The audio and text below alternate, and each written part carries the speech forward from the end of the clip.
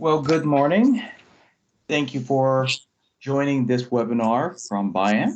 My name is Daryl Nishimiya. I am one of the two field sales engineers in the Western region, along with Jeremy Krug, who is also on this call. And I'm going to probably wait a couple more minutes to see if there's anybody else joining in.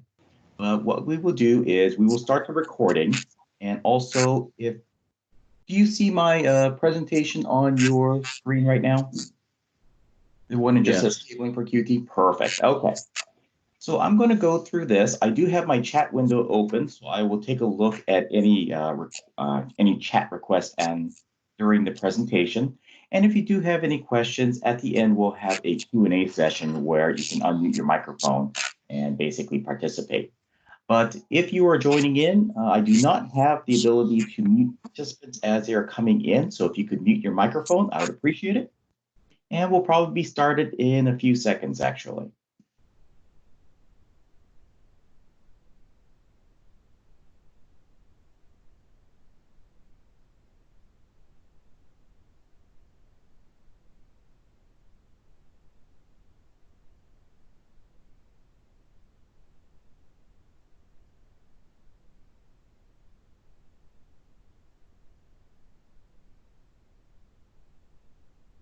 Okay, let's start the webinar again. Thank you very much for participating in this webinar, which is something that we in the business infrastructure team have started as a way to introduce some of you who are familiar with QT and some of you who might not be familiar with QT to some of the Cambridge products. My name is Daryl Nishimiya. I'm a field sales engineer for Biamp based in Southern California. Along with me on the conference, but not participating in voice right now, is Jeremy Krug. Jeremy Krug has been a 5-year veteran with Cambridge and is based in Salt Lake City. So his territory of coverage primarily would be the Rocky Mountains and the Pacific Northwest, while I would cover California, Arizona, and Nevada. So if you do have any questions, are two of us available to answer your questions, and also we can provide you with any technical assistance you may need. As the QtPro product is the primary thing we will be discussing, we will talk about Dynasound mounting methods and all that in subsequent webinars. But today we're going to be discussing the cabling for the QtPro sound masking emitter. Before I start, just want to go over the agenda. We're going to start talking about why we are Biamp now instead of Cambridge, how we all fit together, what the business infrastructure team is, and then we're going to go into cabling of the QtPro system and then with questions and answers at that point. So Cambridge as a brand of Biamp. In December of 2018, Biamp acquired Cambridge Sound Management, and Cambridge Sound Management had already acquired Dynasound back in 2016. So what happened is Biamp developed the business and infrastructure division to handle Cambridge Sound Management because of the fact that Biamp, which is many are familiar with, is an AV products company, primarily focusing on DSP products, microphones, speaker products. But Cambridge is more of an infrastructure type of product. So you're looking at something that's going through an entire facility and not necessarily inside of a single room itself. So what happened is that the business and infrastructure division was created so that we could actually position a product, which is more of an enterprise campus type of product, into Biamp itself. So therefore now, Biamp is the company name. Cambridge is now a product name. So we're keeping the Cambridge product name, but Biamp is the primary name of the company itself. And of course, recently we've purchased HRT, Huddle Room Technologies, in June of 2019.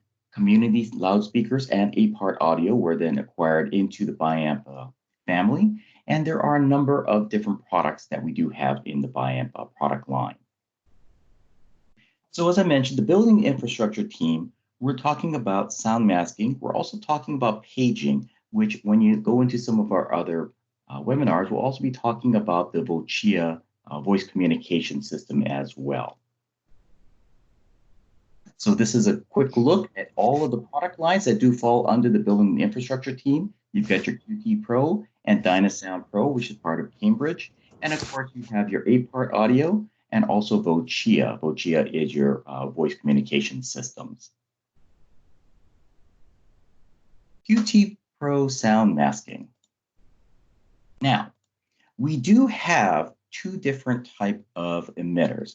And the reason we started with direct field sound masking is that in the old days, you used to have what's called in plenum. So what happened is you had your ceiling here, your loudspeakers hung inside the plenum and reflected back inside of the plenum into your different locations.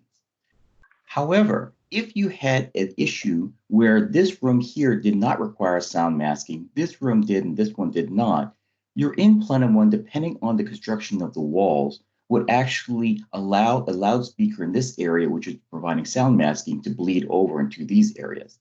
So what happened is that Cambridge Sound Management came up with a product called direct field sound masking. So what happens is only in rooms that we want to have a sound masking coverage would then be covered by these emitters, which then penetrate into the location itself. So if I want to cover this location, I can. If I then want to add another separate zone with additional emitters, I would then include it inside this location. If you notice the far side over here, there is no sound masking coverage because it is blocked by a wall.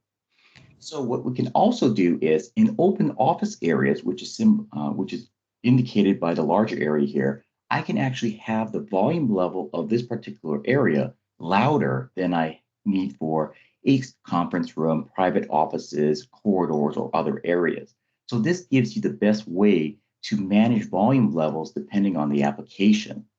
We also have the ability to not worry about what's also in the plenum, and we also have the ability to then penetrate whether it's an acoustic tile ceiling, a gypsum wall tile, any type of ceiling construction, or we could actually mount these if necessary to the open deck as well.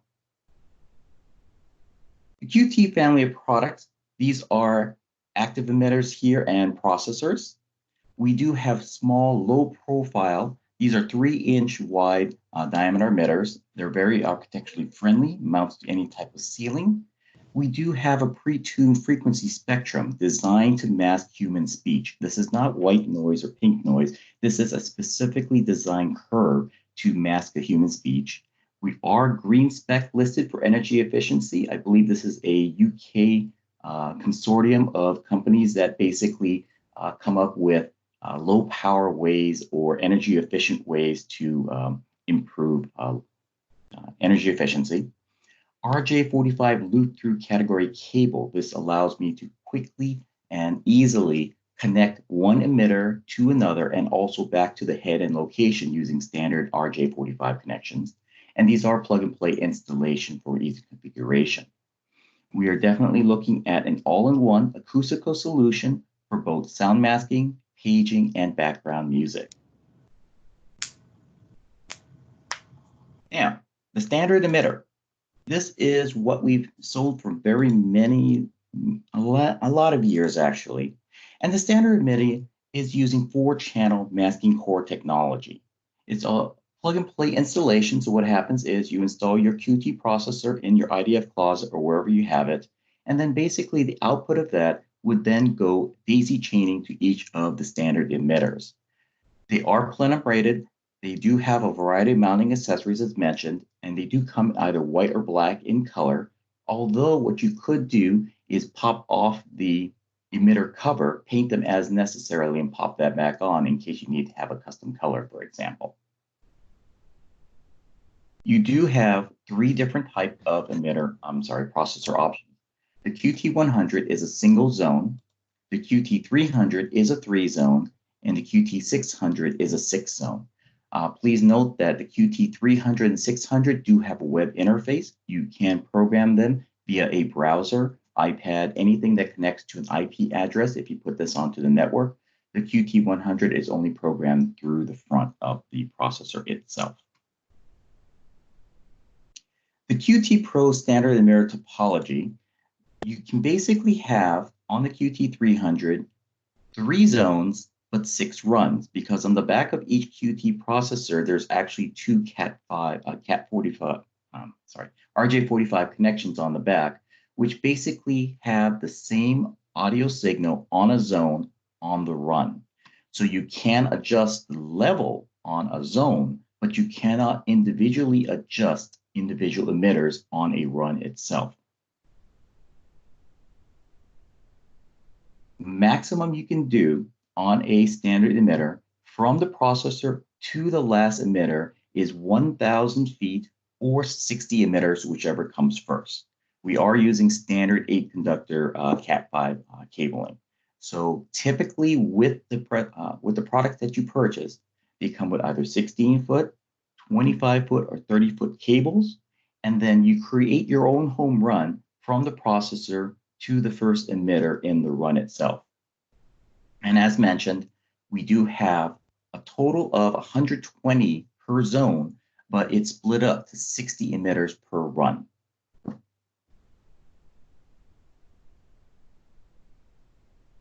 There we go.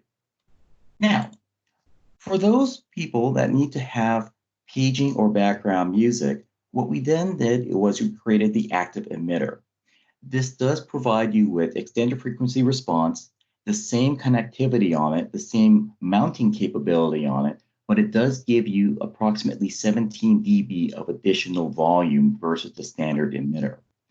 Because of the additional power, we actually had to include something which is similar to power over Ethernet, which is adding power up to 36 volts through the line. So you do have on your QT300 or your 600, it will not work with the 100, the active emitter power supply, which is your PSAE3 and your PIAE. So what happens is this here goes into your IDF closet. You have 3 outputs, which then power your power injectors. And you can actually have this do up to about 150 active emitters, because each one of these will take in a signal from a QT. Remember, there are 2 outputs on a single QT zone, and then basically split them out to 25 emitters per output. So this one here will go to a PIAE, and then basically split up to 25. You do not have to have a 25 on there. You can have less, but this does give you the ability to have 2 runs per run here. These are rack and wall mountable, and we do stress that you need to have a minimum of 14 power between the power supply to the power injector. The power injector themselves are plenum rated. You can fit them inside a 4x4 electrical box if necessary. To max out QT300 600. To max out the QT300 600, you'd have to have a maximum of 120 emitters per run, or 1,000 feet from beginning to end, and basically fill up all 3 of the zones on a 300 and a 600.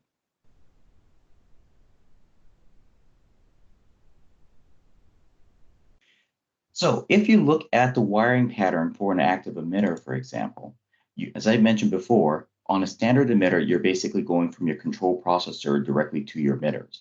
With an active emitter, what you need to do is now have your injector in between your processor and your emitters. So if you notice right now, I've got zone 1, run 1, which is one of the 2 Cat5 ports on the back of my QT, going to all of my emitters. And here's my injector, and which is now receiving power from one of the 3 outputs on the PIAE3. And now I am providing 36 volts of power to my active emitters to now provide them with audio and power. Mind you, I can have zones where I have zone 1 as active, zone 2 as passive. I do not have to have everything on this processor as only active or passive. I can mix as necessary, but I cannot mix within a run active and passives. They have to be within this run, all actives or all standards. Required power supply and power injector only for active emitter products. If you're using standard, you do not need the power supply and the injector.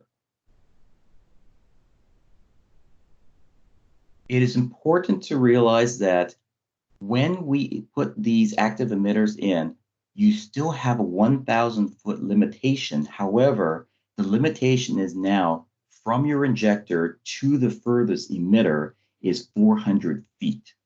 From the control processor to your power injector can be up to 600 feet. So you're still talking about a 1,000 foot. But what you'd like to do is put the injector as close as possible to a run with active emitters to minimize the amount of run from this portion here to there.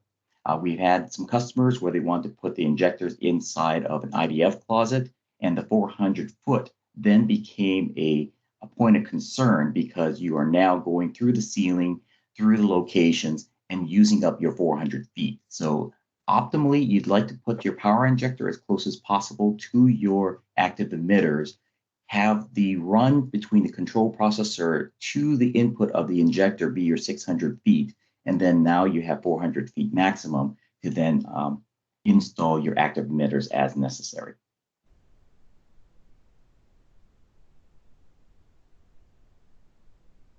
Sorry, there's my detailed information on that. Channel sequencing. This is kind of an interesting location because we actually have 4 channels of audio generators inside of each of the processors.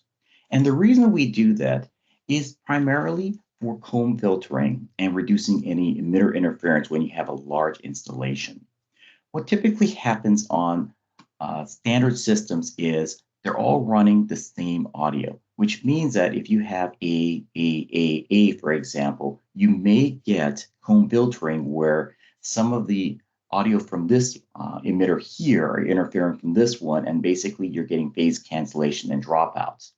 What we have done at Cambridge is we actually have on the line 4 different generators running different curves at the same time.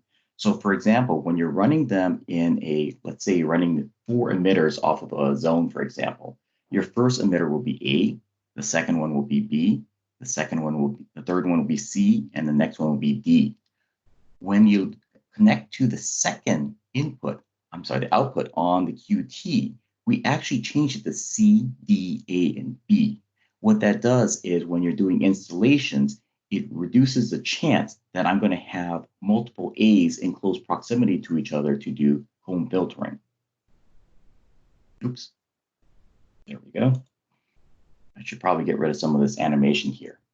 The ABCD is not a switch on the emitter. It is actually how we wire it. And actually, I'm going to get to it in about, I believe it is probably the next slide. But this one gives you an idea of exactly how a run, for example, is then conducted on a zone, for example. So as I mentioned on the first run, you're going to have A, B, C, D, and then it's going to go back to A, B, C, D on following emitters.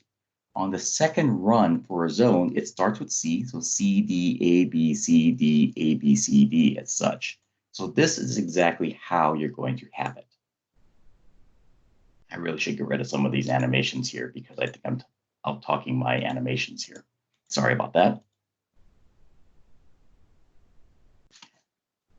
And it is the same whether it's a standard emitter or an active emitter, actually.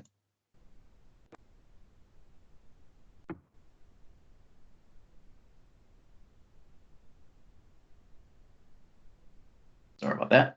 Okay, and to get, yes, David, it is actually automatic. And if you're looking at this diagram here, when we are putting in an installation, typically what's happening is you're going to put your first one here, A, B, C, D, A, B, C, D, A, B, C, D. And if you notice, the C is not close to any of the other C's. The B is not close to other B's. You are catty corner to that, but the closest ones next to you are not the same generator. So therefore, what's going to happen is you have much less chance of comb filtering occurring on a type of installation like this. Now, If you do have an installation where you get a little bit creative and you basically come up with a zone like this, if you notice here, now you have a number of emitters in close proximity to each other with the same uh, generator. So now I have the possibility of having comb filtering because these two emitters here are on a beat. What we typically recommend is when we come up with the layout diagram, we typically make it like this to minimize the possibility that you may get two emitters in close proximity to each other like this. Now, this is exactly why it's automatic, actually, and this is why you do need to check for cable continuity. When we come out from the QT processor, pins 3 and 4 are actually the first emitter in line. So zone 1, run 1, for example, pins 3 and 4 is going to be channel A, and zone 1, run 2, pins 3 and 4 is going to be channel C.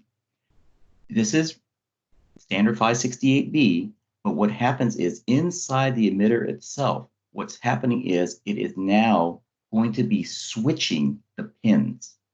So as you are connecting by daisy chain, emitter to emitter to emitter, inside the emitter themselves, they are actually changing your pin configuration so that it is now advancing what the emitter is seeing from the processor. So your first emitter is going to be pins 3 and 4 is channel A. The next emitter now is going to be pins 3 and 4, channel B. And then the output of that will then be channel C, and then the output of that, channel D. So this is exactly how we're doing it automatically when we are putting in a line of emitter runs.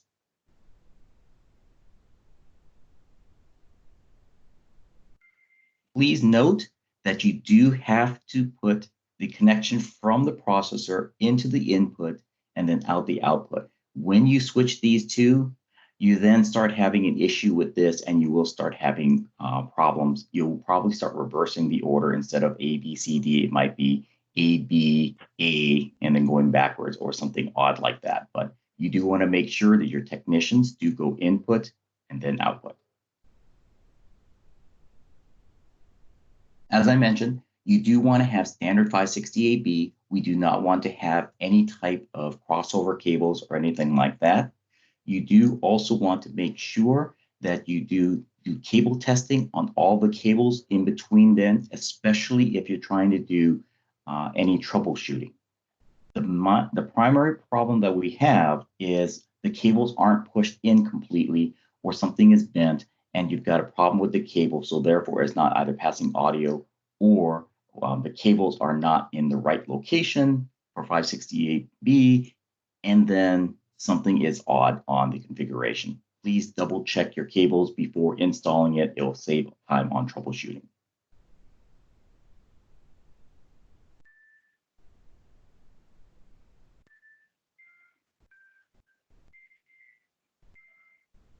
So troubleshooting tips. I said I probably should get rid of some of the animations on this. Bad processor channels, bad emitters, bad cable, open pair, shorted pair, and pin swaps. Bent pins in the emitter. I'm sorry. Oh, did somebody have a question there?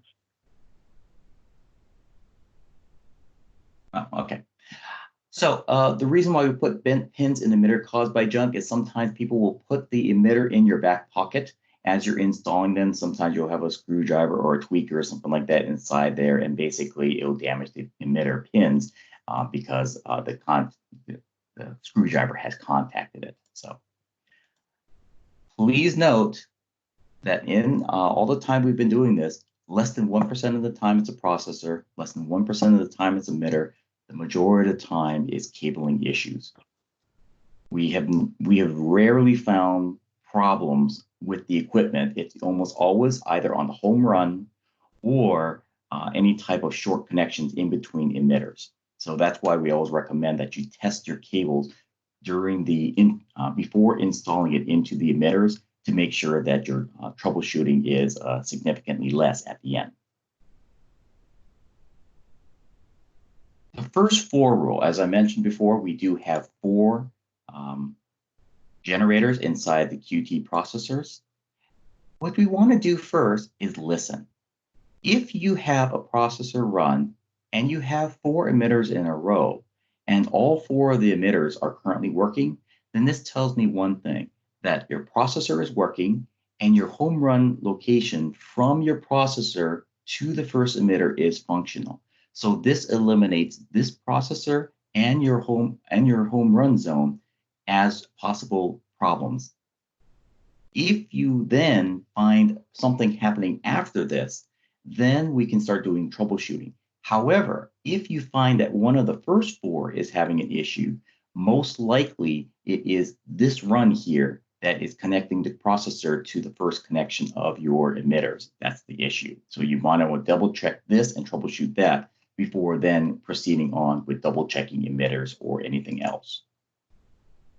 Now, here's a revision to the previous 4 rule.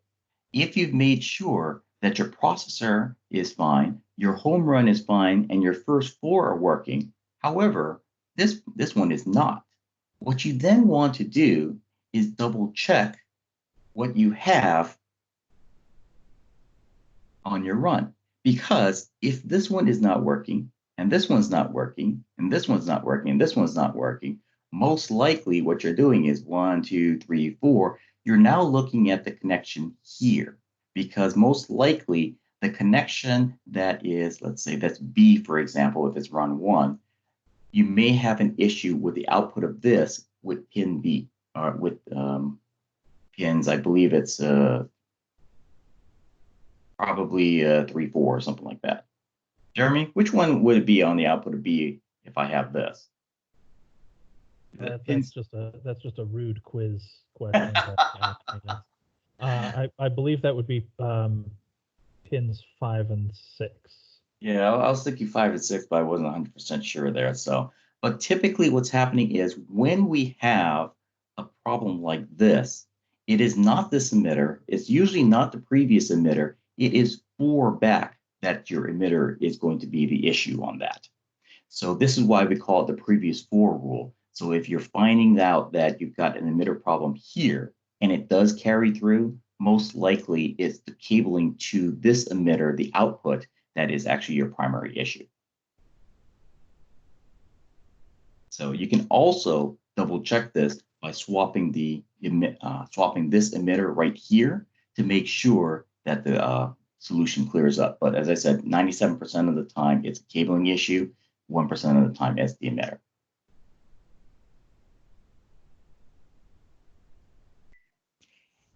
And that is actually about it. So do you have any questions? If you want, you can unmute your microphone and basically communicate a question, or you can type it on the chat window.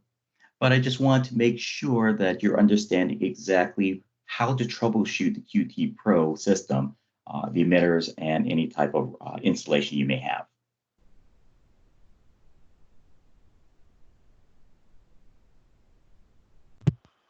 Are the power injectors and the power supplies plenum rated if you wanted to put them closer to the actual first run of speakers?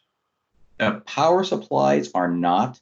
The power injectors are. And if you have, if you want, you can put them inside a 4x4 Nemo box if you want to, or they are plenum rated, so you can basically suspend them as necessary from a wire or something like that. They do have. Let me turn on my camera here. I'm not sure if you can see it, but they do have mounting points on it for the power injector, and it is relatively small. This is my hand, so it is a relatively small device here. So the idea is to put the power supply back with the processor, run the 14.2 out to the injector, and then to your first speaker. That is correct, yes. Okay, thank you. And so what happens is, I noticed this is your input from the QT. This is my power from the PSAE3, and these here are your 2 runs with power in them to your active emitters.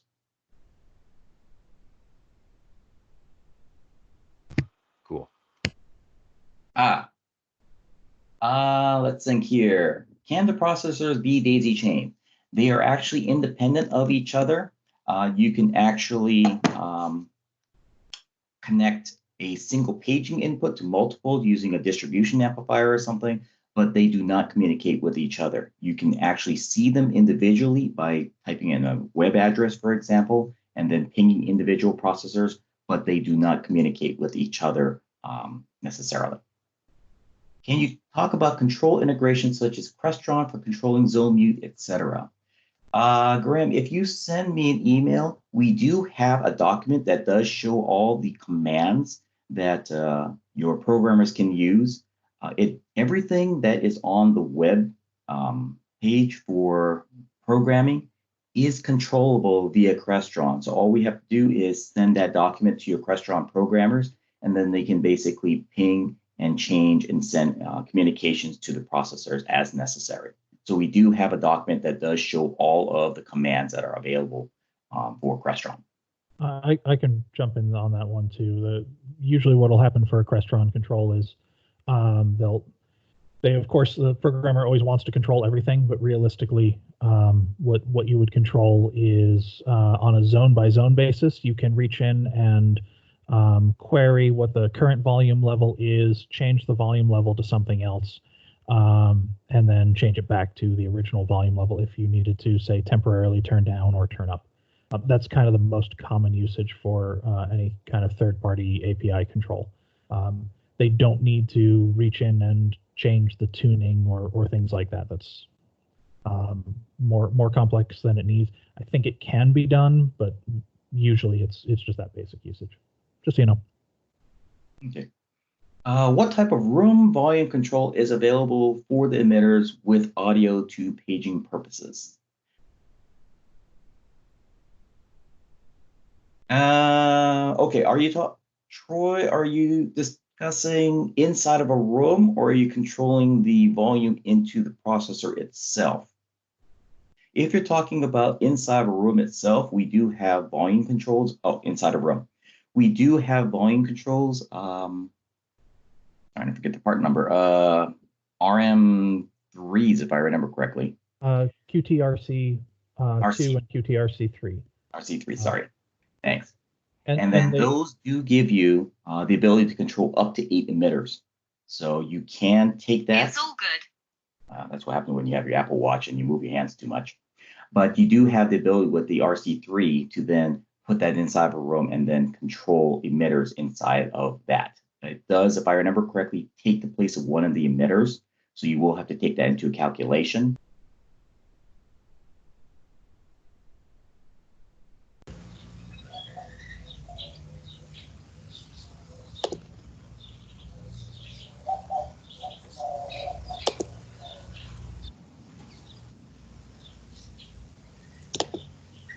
Carol, you're muted. Cannot hear you. You're muted. Yeah, mute Daryl. Oh my goodness, how did I mute myself? Sorry about that. So what wires are used for the power to inject? What we're looking at is a Phoenix connector like this. This is running 14.2 from the power supply into my power injector. And then basically it just plugs in and is ready to go right there. You could use 14.2, 12.2. We don't recommend anything less than 14.2. How do I play music? First of all, just make sure you do have an active emitter solution so that you do have the capability for paging and music. On the back of a QT processor, we have we have two inputs, an A and a B. And basically what happens is it's a balanced line level input. So take in a music source, for example, convert it to balanced input, run that into A or B, program inside the QT software as necessary to whatever zones you want. You don't have to have them all zoned. You can actually have them only to corridors, for example, but you do have to program them from the two line level inputs to whatever zones you want to go to. Are you saying a classic cannot play background music? The standard emitters are typically about 50-something dB and is very soft for background music. You could in a very quiet location, but typically your communication voices are about 60 something dB, so you're going to be way softer than you want to. So we do not recommend using standard emitters with background music or paging. It just will not be loud enough. That's the reason why we came up with the active emitters.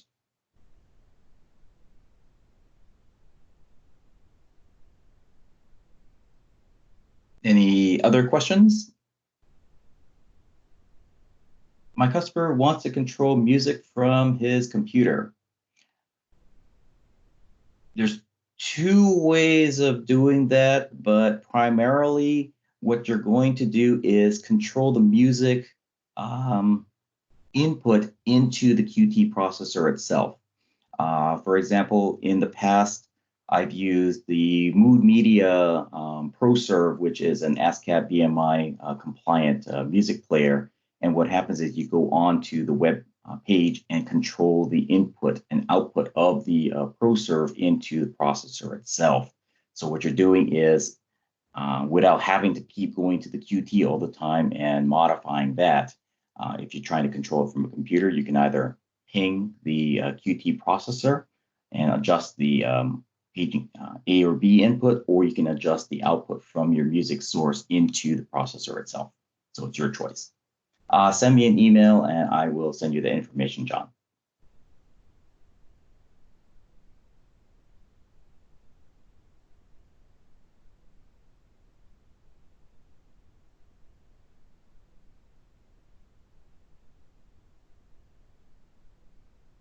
I can't remember, is this a 30-minute or a 1 hour long webinar? It's a 30-minute content with 30 minutes extra for Q&A. Okay. So I am here. If you do have any additional questions, you can unmute your microphone. You can send me a chat message. Will subsequent webinars cover network systems? Yes, we will actually have, I believe, 2 webinars that cover the DS8000. And I believe we have a webinar that briefly discusses Privacy Manager as well.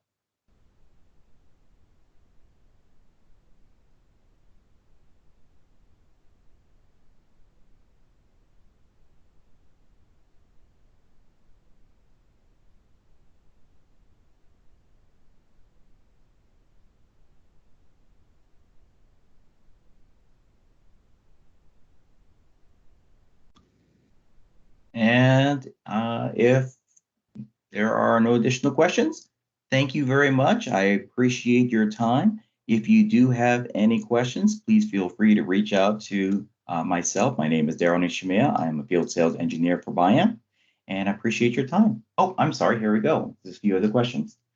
Are the daisy chain cables unique in some way? No, these are standard 568B cables. So you just make sure they're not crossover cables, wired standard 568, and basically you just connect from the processor per emitter and then from emitter to emitter. But it is important to note that every emitter comes with a cable. Any documentation on HIPAA compliance?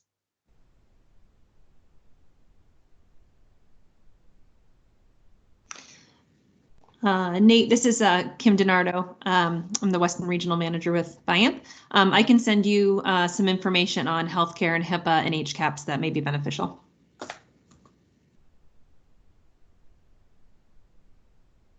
Yes, David, do you specify length of jumpers on ordering? Yes, so for example, Jeremy wrote down EAW 16-4. We do have 25-foot and 30-foot cables as well.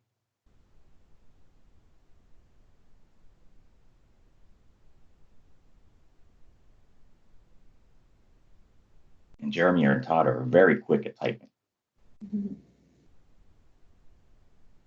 Is going to be my first name, so Daryl, and then a period. Last name Nishimiya, N as in Nancy, I, S as in Sam, H-I, M as in Mary, I-Y-A at biamp.com. There we go. Thank you, Todd. What solution provides a better sound masking solution above plenum or in field? As the SynodCon people are so well saying, it depends. It really depends on your customer preference, whether they want to see loudspeakers or not. what the ceiling type is. I've run into some situations where the HVAC was so large that you have huge areas that couldn't be covered very well with in-plenum systems. We can put 1398s, for example, which are extremely small emitters, but it really depends on your customer, what the space looks like, and basically it just is one of those questions that just bring us the information and we can kind of decide that way. But it completely depends on the space itself. We can't just make a arbitrary decision on that. Sorry.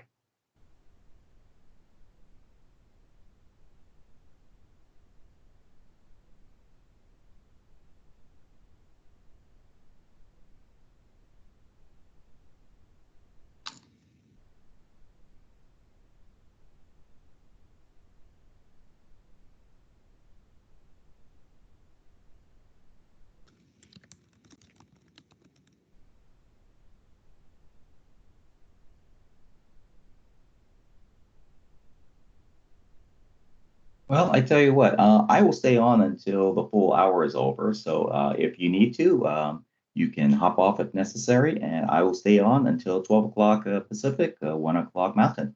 Thank you again. I appreciate it.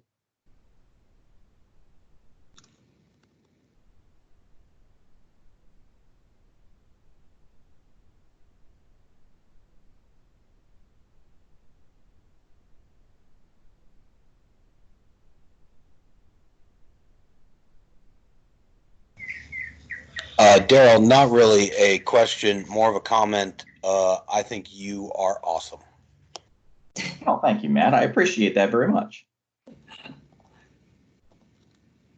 Problem is I've got 3 screens, so half the time my mouse is going all over and I'm clicking on the wrong thing. So